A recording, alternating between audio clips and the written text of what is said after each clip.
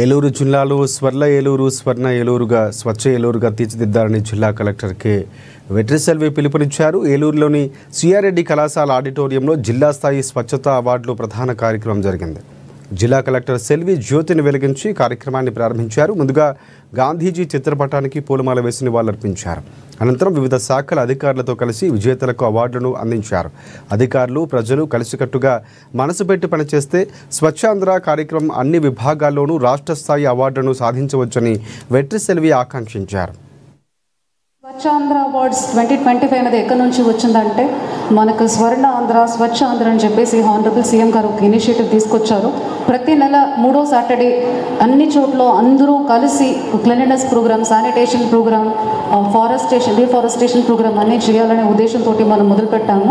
So అందులో every Saturday across the district అన్ని పంచాయతీలో ఏదో ఒక క్లీనింగ్ యాక్టివిటీ, జస్ట్ ఆఫీసెస్ ఒకటే కాకుండా పబ్లిక్ అందరూ కలిసి ఒక కమ్యూనిటీ ఈవెంట్ లాగా చేసిన ఈ మాస్ మూమెంట్ ఒక కల్మినేషన్ ఈరోజు ఈ స్వచ్ఛ ఆంధ్ర అవార్డ్స్.